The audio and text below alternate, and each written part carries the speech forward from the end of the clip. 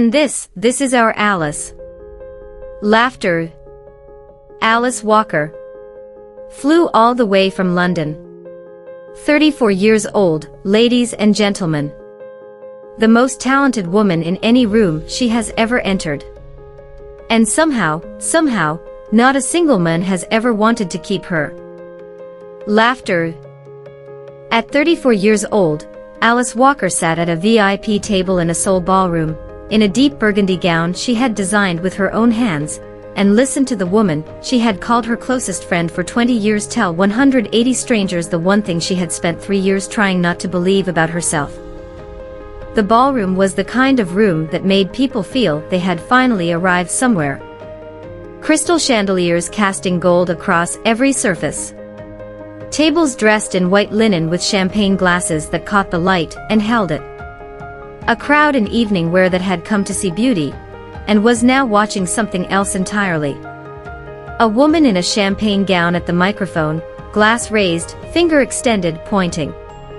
Another beside her in gold sequins, laughing with the ease of someone who had rehearsed. And at the center of it all, at the VIP table, a woman in burgundy who was not going to cry. She had decided that before she got on the plane. She was not going to cry in a room full of strangers in a city that was not hers, while a woman she had trusted turned her into a punchline. Alice Walker sat with her shoulders pulled back and her eyes open, and let the laughter move around her the way weather moves around something that has decided to stay standing. She did not see the man at the far edge of the room.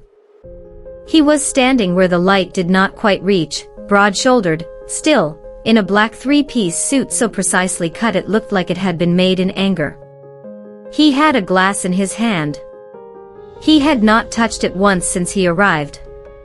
He was watching the woman at the microphone with the expression of a man who has spent 20 years making certain calculations, and has just completed one he did not come here to make. He set the glass down. He set it down without sound, without announcement, the way a man sets something down when his hands need to be free for what comes next. The two waiters nearest him took a step back without understanding why. The security guard at the side entrance found something interesting to study on the floor. A businessman 3 tables away, who had been laughing a moment ago, became suddenly very aware that he did not know what he was laughing at or whose room he was standing in. So G1 had not moved from his position all evening. He was moving now. And the room, which had not been told his name, was beginning to understand that the woman at the microphone had exactly 9 more seconds to keep speaking before the rest of her life became a story she would have to explain for years.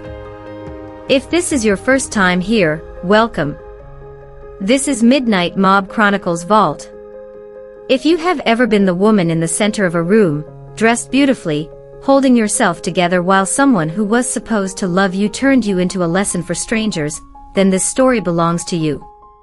Hit subscribe so the next one reaches you on the night you need it most. And now, let me take you back. Back 3 years before that ballroom. Back to a Sunday afternoon in London, a wedding dress in a garment bag, and a phone call from a man who returned a ring and called it a decision. Because that is where this story actually begins. Not in Seoul. Not in a ballroom. In a kitchen in London. With a drawer Alice Walker has not opened since. The workroom was on the 2nd floor of Alice's house in Peckham, in a room that had been a bedroom once, and was now given entirely to fabric and light.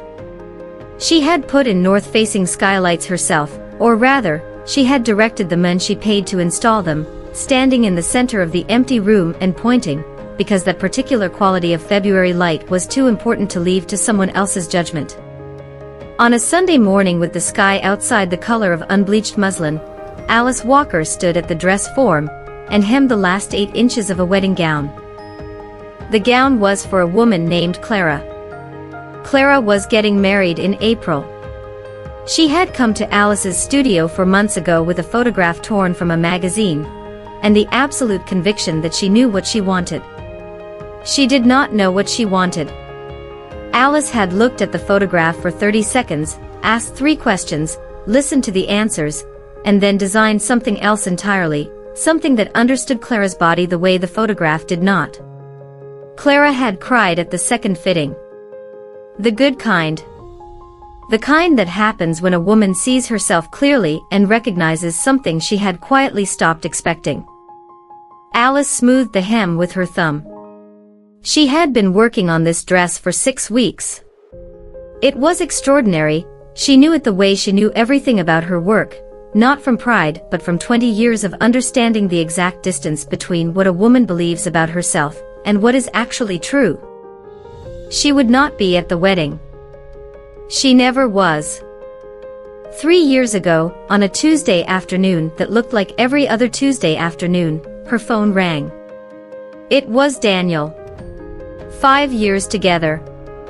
They had chosen the ring on a Saturday in November at a small jeweler in Hatton Garden, the owner setting a velvet tray between them and quietly stepping back to give them room. She had pointed to one without meaning to, a simple gold band with a single oval stone, and Daniel had watched her face and said, "That one." 14 days after he slid it onto her finger in a restaurant near her mother's house while the table beside them pretended not to watch, he called on a Tuesday afternoon and said his family had concerns. He said the word concerns the way a person says a word they have rehearsed many times in private before using it out loud.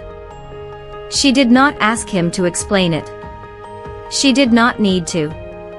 She had sat across from his mother at Sunday dinner the week before, and watched the woman's eyes travel from Daniel's face to Alice's body, and back to Daniel's face with the particular efficiency of a person completing a thought she had been thinking for a long time. Alice had recognized that look.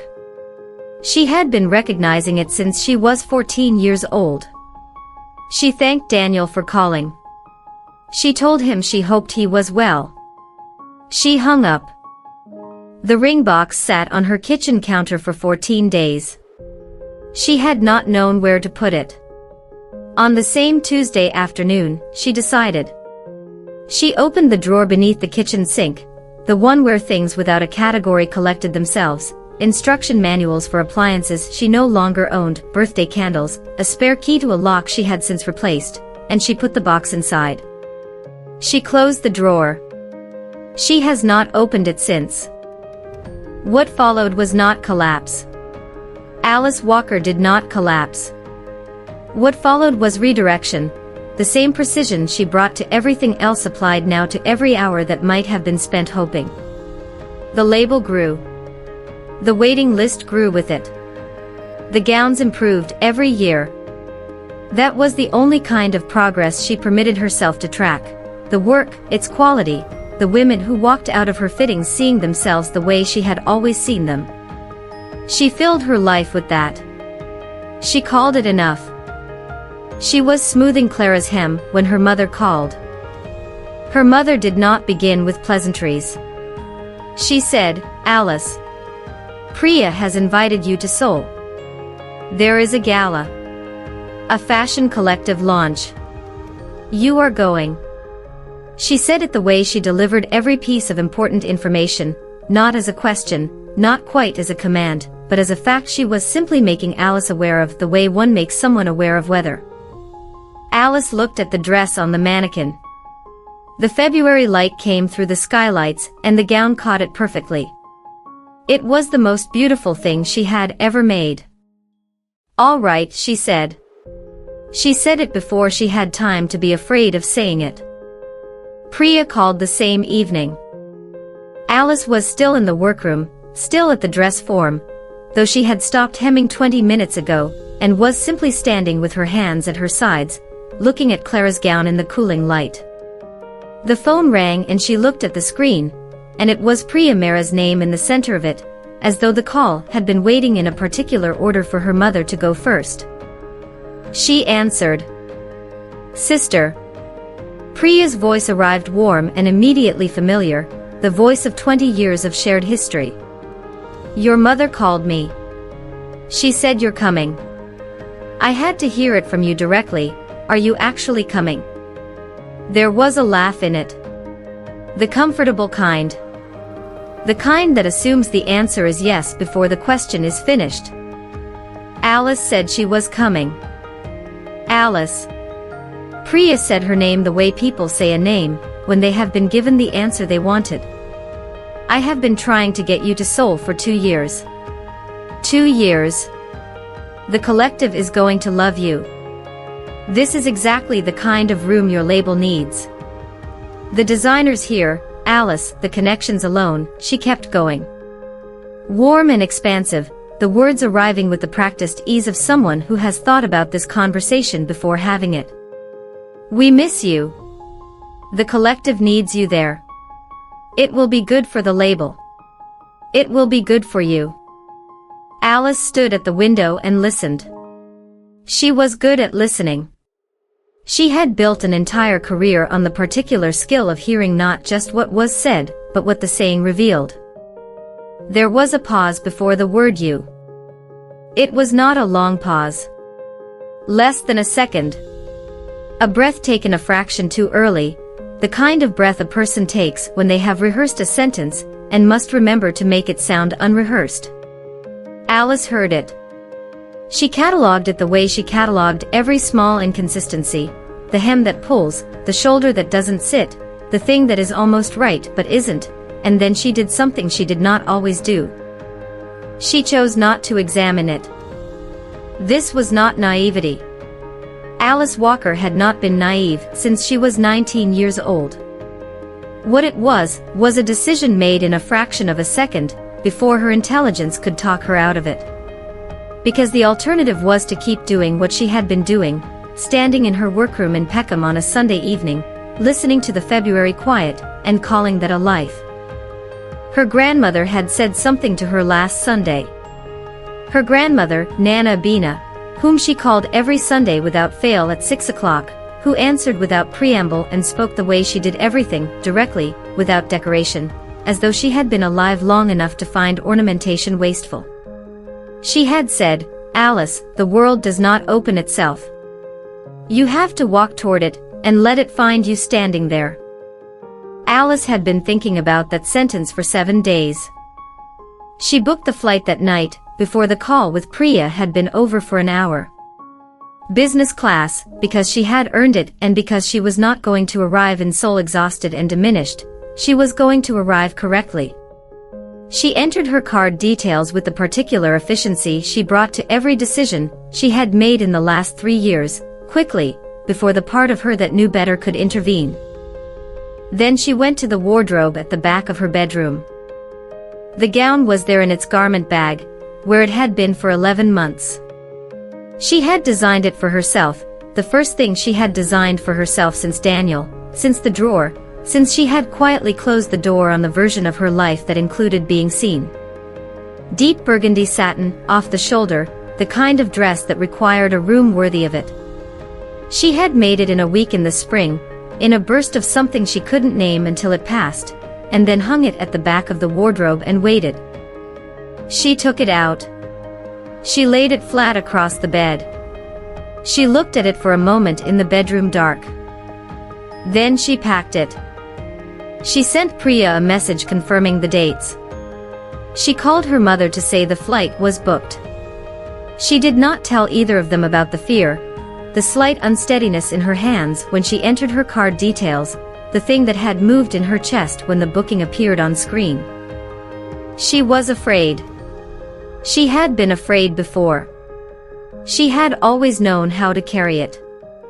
3 days before the gala, on a Wednesday evening when the Han River ran pewter in the last of the autumn light, So Ji-won sat at the head of a long table in a room that had no name and no window. The building was in Uedo, on a floor that did not appear in the elevator directory. The table was black lacquer, long enough for 12 and tonight occupied by 4, Ji-won at the head, tall, black-suited, broad-shouldered, still, Kang Seo-jun to his left with a folder open in front of him, and 2 other men at the far end who had been brought to listen, and would not be asked to speak. The room was clean. It was always clean. Ji-won had a precise intolerance for disorder in the spaces where decisions were made, and the people who worked in proximity to him had learned this not because he had said it but because they had watched what happened to the things in his life that were not orderly. Seo-jun had been speaking for 6 minutes. The report concerned a fashion collective, 3 years old, Seoul-based, with offices in Tokyo and an ambition that slightly exceeded its capital. The collective's lead investor was a man named Park Tae-young. Park Tae-young had borrowed money from a real estate developer named Oh Kyung-ho. Oh Kyung-ho had borrowed money from Ji-won. Oh Kyung-ho had paid Ji-won back in full, on schedule, without incident. What Oh Kyung-ho had not done, what Seo-jun was now explaining in the careful, sequential way he explained things when the news was the kind that required sequencing, was tell Park Tae-young that the money he had lent him originated 3 steps up a chain that ended at Ji-won. Park Tae-young had been spending the money freely. He had been present at industry events. He had been photographed. He had been, by every account, visible in exactly the kind of rooms where visibility was currency, which was its own kind of problem, because it meant he had been spending borrowed currency without knowing whose name was on it. Seo-jun finished. He closed the folder. He did not look at Ji-won directly, which was not timidity. It was the particular form of respect that people who understood Ji-won showed him. You did not perform confidence you did not feel in front of a man who could read performance from across a room. Ji-won had not moved while Seo-jun spoke. He sat with one hand resting flat on the table, and the other in his lap, and he had been looking at the middle distance above Seo-jun's left shoulder with the expression of a man solving a problem that had already been solved. When the folder closed, he reached forward and picked up the pen that had been sitting beside his glass of water. He held it for a moment. He set it down. The 2 men at the far end of the table had not breathed audibly since Seo-jun began. The debt on paper was not significant. Ji-won had amounts outstanding that dwarfed it many times over. He could have let it go unremarked, and any reasonable assessment of the situation would have said he should. But the debt was not the concern. The insult was. A man had been moving through rooms in this city for 2 years spending money whose origin he did not know, wearing a confidence he had not paid for, in front of an audience that did not understand what it was watching. That was not a financial problem. That was a different kind of problem entirely. The kind that, if left unaddressed, had a tendency to become visible at inconvenient moments. The gala is Saturday, Ji-won said. Seo-jun said it was. Ji-won looked at the pen on the table for a moment. Then he looked at Seo-jun. I will be there. Seo-jun nodded once. He did not ask why. He had worked with Ji-won for 11 years and had learned in the first 6 months that the questions Ji-won did not invite were the ones that had already been answered. If Ji-won was going to the gala needed to happen differently than it would have happened without him. That was sufficient. So Ji-won did not attend fashion events. He attended conversations that needed to take place in person. He went where certain facts needed to be stated in a room rather than relayed through a chain of calls, where the weight of the statement required a body behind it, and the body required to be his. The gala was where Park Tae-young would be. Park Tae-young needed to be reminded of certain things. That was the only reason Ji-won would be in that ballroom on Saturday evening. He had no other reason. He would not leave with no other reason. Incheon received her at 9:10 on a Thursday morning in late October, with a sky the color of unpolished silver, and a wind that moved through the terminal doors as though it had somewhere more important to be. Alice had slept for 4 of the 11 hours. She had packed her own pillow for the flight and eaten when the meal came, and drunk 2 glasses of water and set an alarm, and she had slept correctly, the way she did everything. She arrived in Seoul tired enough to feel the altitude, and alert enough to feel the difference between that and fear. Priya was not at the airport. This was not, on its own, remarkable. Alice had not expected to be collected at the gate. What she had not expected was the driver at the bottom of the arrivals ramp holding a printed card that read Alice Welker in block letters, with an E where the A should have been. She looked at it for a moment. Then she looked at the driver. He did not register the mistake. She picked up her case and followed him to the car without mentioning it, because there was nothing useful to say, and because she had learned long ago that the things worth mentioning were never the ones you led with. The hotel was in Gangnam, on a street she could not have named and did not try to. The car made its way there through traffic that moved with the particular density of a city that had long since run out of patience for hesitation. Seoul through the window was enormous in every direction, high and wide and fast and full of a light that was different from London light, sharper, as though the city had decided precision was the least it owed itself. The hotel had no name visible from the street. The doors opened before the car had fully stopped. A man in a grey coat took her luggage without being asked. The lobby smelled of cut orchids and something older underneath, the kind of money that had been in a family long enough to stop smelling like money and start smelling like rooms. The floor was pale stone. The ceiling was very high. A woman in cream brought Alice's room key, and smiled the way people smile in hotels where smiling is precise rather than warm. The suite overlooked the Hangang. She stood at the window for a moment and looked at the river, wide, gray-green, running south with the unhurried authority of something indifferent to everything on its banks. She had the particular feeling of a person who has arrived somewhere too beautiful for what they are there to do. She came through the suite door already in motion, coat still on, phone in one hand, the other extended toward Alice's face for the double kiss before either of them had spoken. Her assistant, a young Korean woman she introduced as Min Seo, stood 3 feet behind her, and was filming with the practiced angle of someone who had learned exactly where the light was. Alice noticed Min Seo before she said anything. She noticed the phone before she noticed Priya's coat. Alice. Priya stepped back and looked at her the way a doctor looks at a patient before confirming something. You look exhausted. The time change. She said it warmly, the way you say a thing you mean to be kind. It landed as neither. Alice said the flight had been fine. Priya was already moving to the window, already talking about the view, already talking about the weekend. The gala was on Saturday. It was going to be extraordinary. The room had been dressed by a lighting designer from Paris. The guest list was, and here she made a small gesture with her hand that communicated a quality of guest beyond the need to enumerate. And there is someone I want you to meet, she said. She said it at the end of the sentence, in the same breath as the lighting designer, and the guest list, with the exact lightness of someone who has been practicing how light to make it sound. Alice set her suitcase down beside the bed. The first soft tightening in her chest arrived with the click of the wheels stopping. She knew this feeling. She had felt it before, not in a hotel suite overlooking the Hangang, but in fitting rooms where the mirror had been positioned just so, not at the angle that showed a woman herself, but at the angle designed to show her something else. A gap. A need. A version of herself that was not quite enough. She stood with her hands at her sides. She was already inside whatever this was.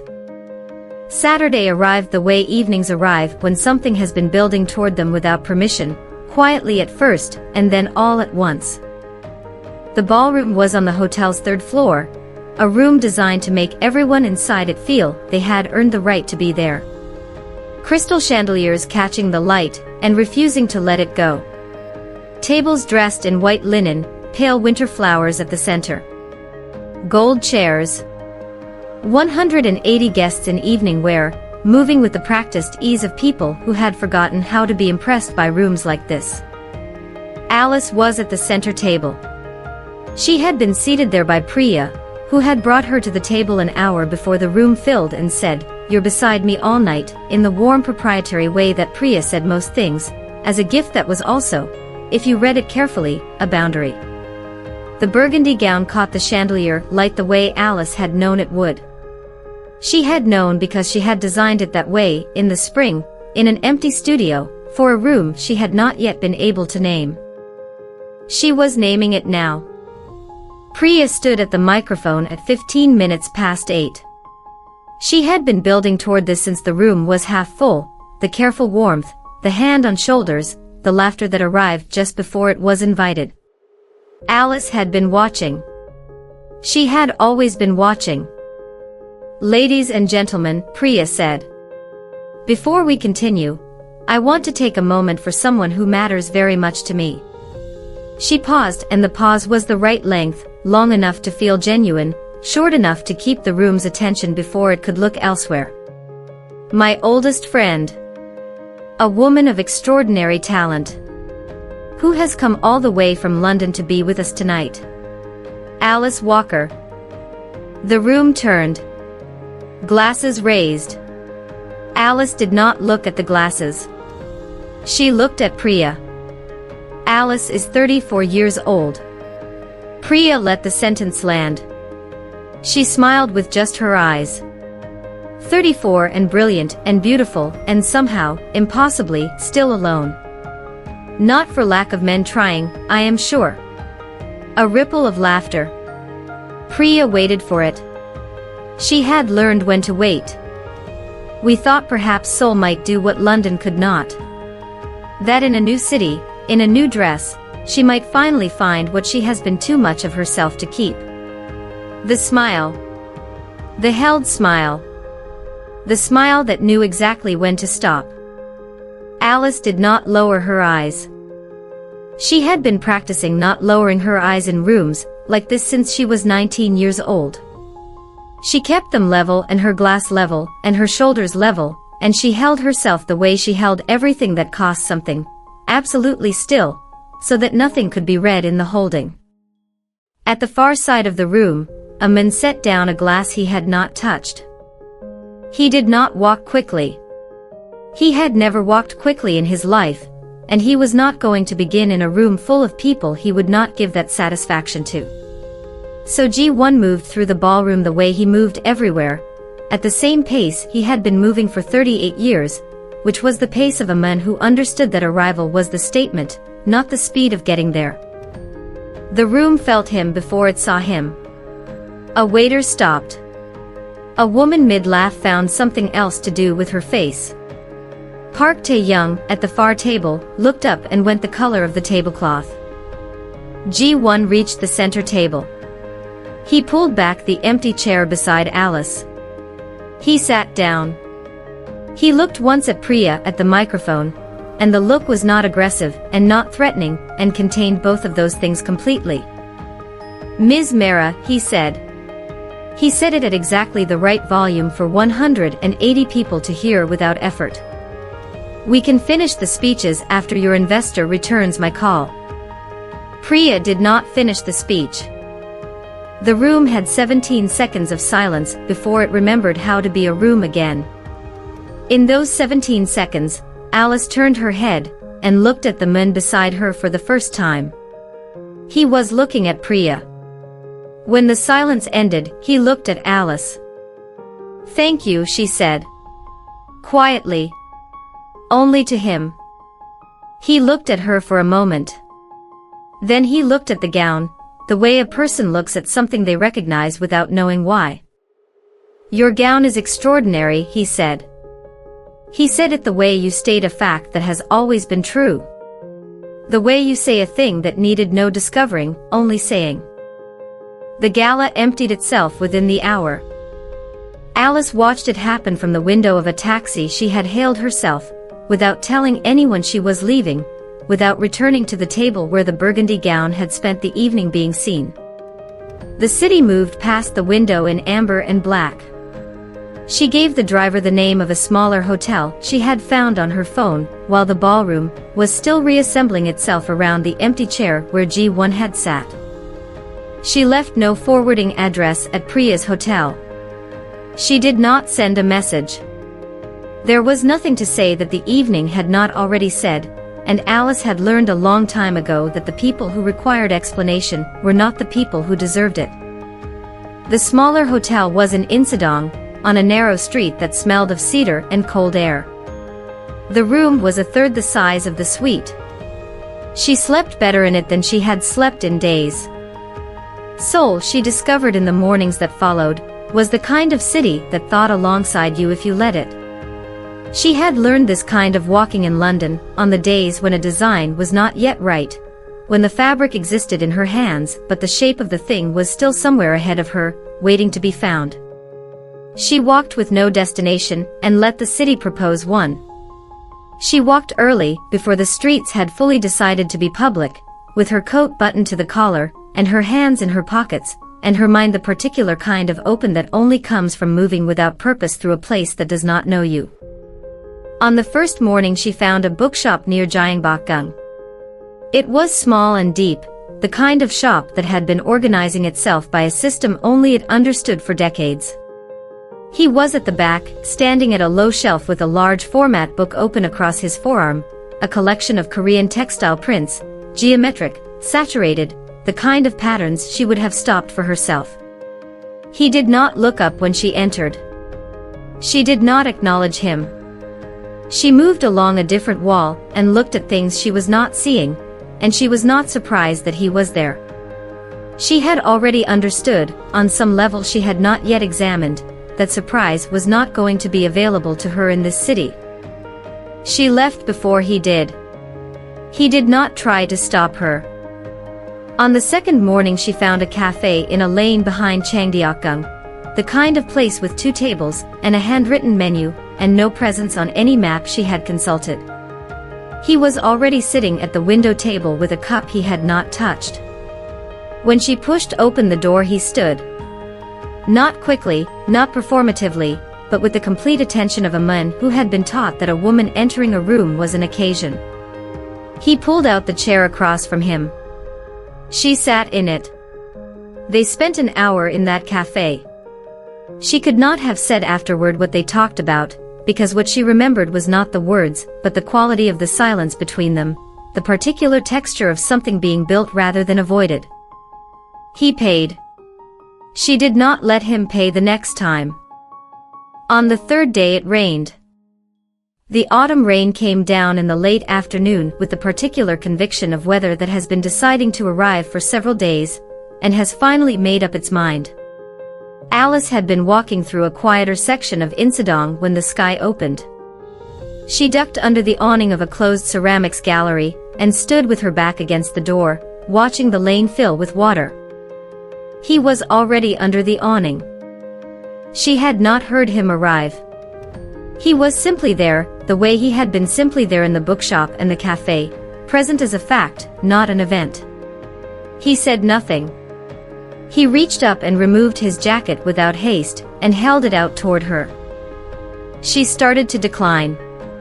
She opened her mouth and found the word and then found his eyes, and in his eyes was nothing that required answering, only the outstretched jacket, and a patience she did not know what to do with.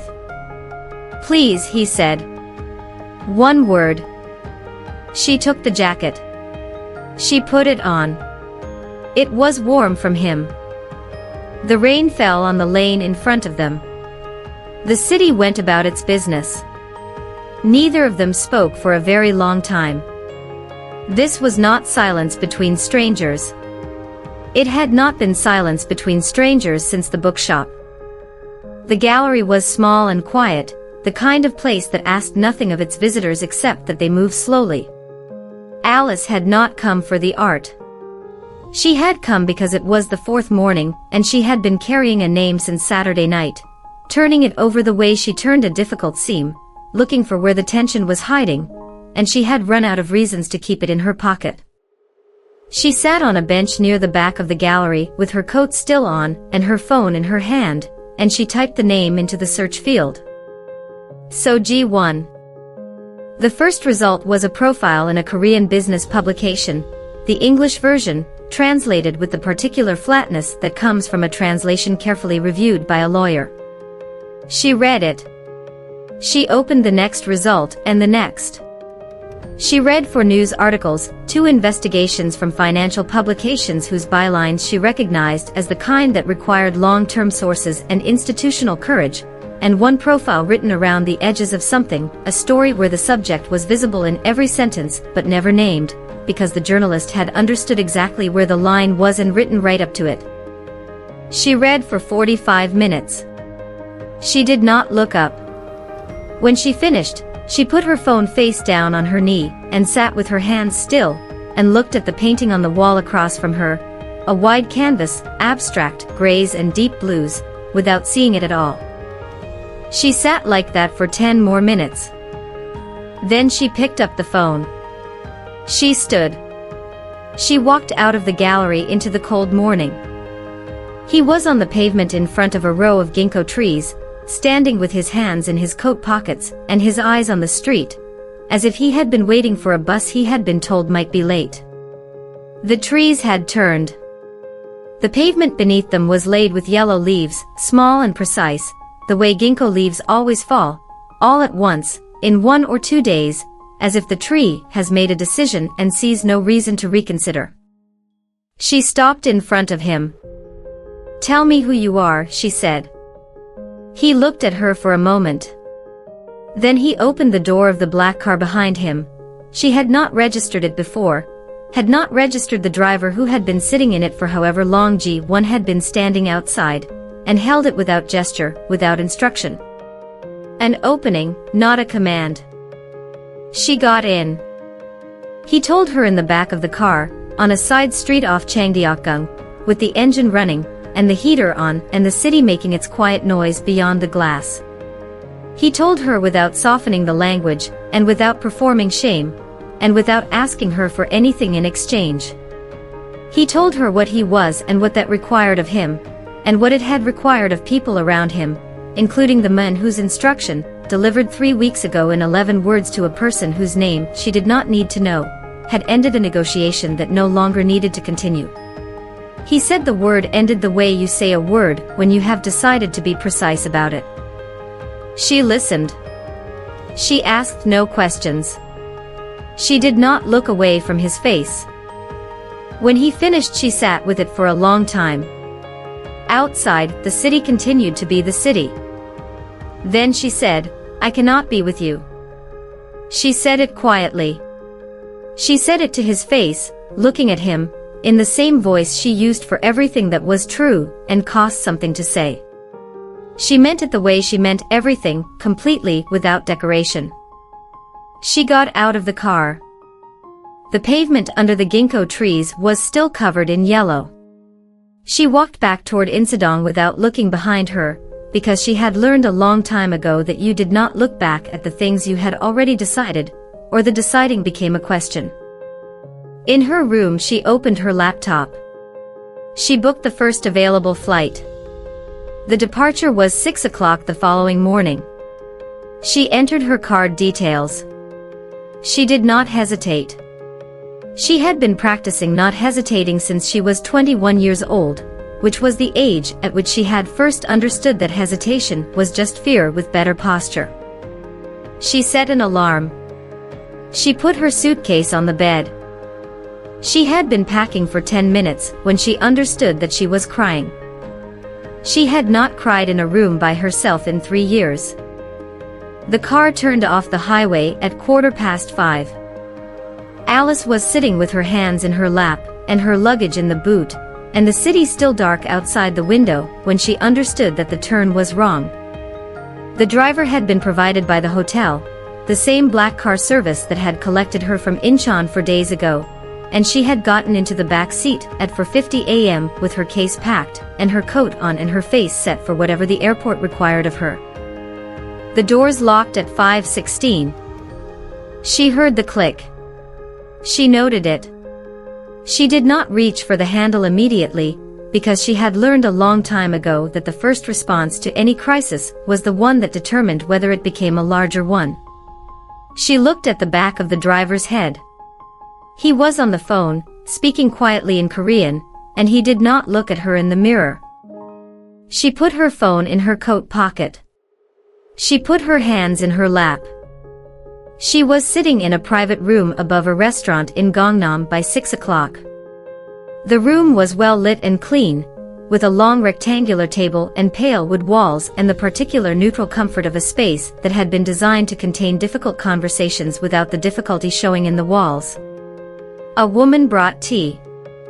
The tea was good. Alice did not touch it. Cho Dae-hyun arrived at 2 minutes past the hour. He was a compact man in his mid-50s with excellent posture and a dark coat, and the careful manners of someone who had long ago understood that courtesy was a form of control. He sat across from her and placed his phone face up on the table between them and told her in accented, precise English that she was a guest and would be treated as one.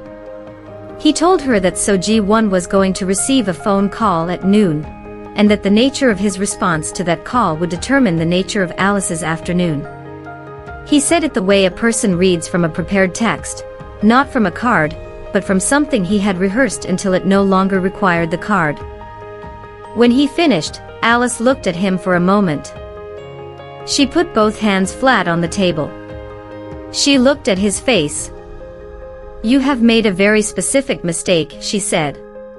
She said it in the voice she used with fabric suppliers who invoiced at twice the agreed rate and expected the discrepancy to go unnoticed, the voice that was not raised and not sharpened, but had removed from itself any suggestion that the conversation was open for renegotiation. She believed it. She did not yet know how completely the room behind her was about to agree. Across the city, in an apartment on a high floor above the Hangang, So Ji-won was standing at the window with his phone in his hand when Kang Seo-jun's name appeared on the screen. He answered before the first ring completed. He listened for 40 seconds. He turned from the window. "Get the car," he said. He said it once. He did not say it again. What happened in the 3 hours between that sentence and the moment the door of the private room above the Gangnam restaurant opened was not something the room needed to be told about. It was sufficient that it had happened. It was sufficient that the door opened the way it opened, without announcement, without speed, with the unhurried certainty of a man who had never in his life arrived somewhere to find that the situation had not resolved itself in advance of him. His suit was clean. His face was the face from the gala, the same face that had crossed a ballroom while a woman in burgundy held herself perfectly still, and a room of 180 people tried to remember how to breathe. He walked to where she was sitting. He stopped 3 feet from her. He did not touch her. "Are you all right?" he said. She stood up. She crossed the room. The 3 feet between them. She took his hand in both of hers and held it, and did not say anything for a moment, because there was something she needed to say, and she wanted to say it correctly. "Take me home," she said. He took her home.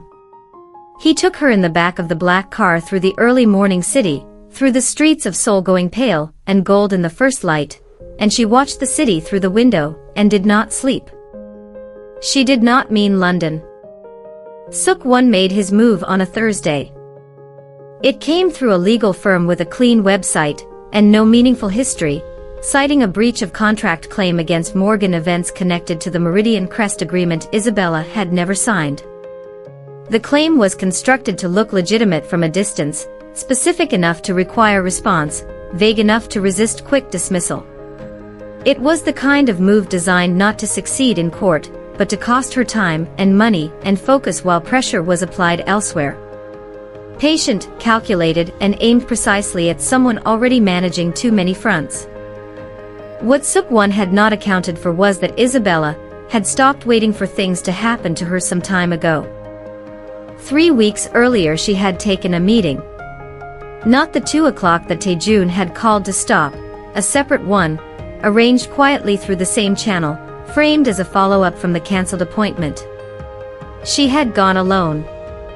She had asked measured questions for 40 minutes, and let the representative talk with the expansive confidence of someone who believed he was speaking to a woman who had already decided to say yes. She had handed the recording to Min-jun on a Wednesday morning without calling ahead. She found him in the lobby, passed him her phone, and waited while he listened to 30 seconds of it with the expression of someone recalibrating without letting it show. She said nothing else. She didn't need to. Min-jun looked at her for a moment. "I'll take it from here." "I know," Isabella said and left. The recording, layered over the financial map Taejun's team had already constructed, was enough. The legal claim was withdrawn within the week. The shell company that had housed Meridian Crest was quietly dissolved. Kang Suk-won redirected his attention elsewhere, which was not the same as defeat but was, for now, sufficient. Taejun told Isabella plainly that it wouldn't be permanent. Suk-won was patient and would look for another angle eventually. She told him she understood, because she did, and because she had learned by now that the world he operated in didn't resolve into clean endings. It resolved into managed ground and sustained vigilance and the occasional decisive move when vigilance reached its limits.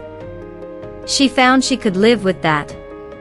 Not without awareness of what it meant, but without the weight of pretending it was otherwise. Victor Harlow's retreat was quieter and more complete. His power had always been partly structural and partly perceived, and the perception had fractured publicly in ways that couldn't be repaired by a communications director working overnight. The contracts that had fallen away from Isabella began, gradually, to restore themselves. Venues became available again. Clients returned with explanations she didn't require them to elaborate on. The rumor that had been circulating lost its momentum the way rumors did, when the conditions sustaining them changed. Harlow never contacted her. She hadn't expected him to. Morgan events stabilized and then grew, modestly and on solid ground. She hired an assistant, a practical decision she had deferred for years under the private conviction that needing help was evidence of insufficiency. She understood now that this had never been true. She had simply needed long enough to stop confusing the two. A year after the gala, on a Sunday morning in late autumn, Isabella was at the long table by Taejun's windows with her sketchpad and a coffee that had gone cold while she wasn't paying attention. The city below was quiet in the way cities were on Sunday mornings, unhurried, the usual noise reduced to something ambient and undemanding. She was roughing out a layout for a spring event. Loose lines, early thinking, the part of the work she liked best because nothing was fixed yet. Taejun was beside her, reading, close enough that his shoulder rested against hers in the easy, unconsidered way of people who have stopped monitoring the distance between them. Neither of them was performing anything. This was what she had not known to want before she knew him, not the drama of being chosen, but the quiet of being known. The specific rest of existing beside someone who had seen the complete version of you, and had not looked for the exit. He said her name. She looked up from the sketchpad. He was looking at her the way he had looked at Victor Harlow across that ballroom floor, with the absolute certainty of someone who had already decided the outcome. But it was different now. It was certainty turned not toward a threat but toward something chosen, something held carefully, something that had cost him the armor he had spent 15 years constructing, and that he had laid down anyway. "Thank you for coming back," he said. She held his gaze. Outside, the city continued its quiet morning. The same city. The same streets below where everything had started, in a room full of people who had looked away. "Thank you," Isabella said, "for making it worth it." The morning held them both, still and ordinary and entirely sufficient. The most dangerous thing Han Taejun ever did was not what happened in the ballroom. It was what happened the morning he stopped protecting himself from her.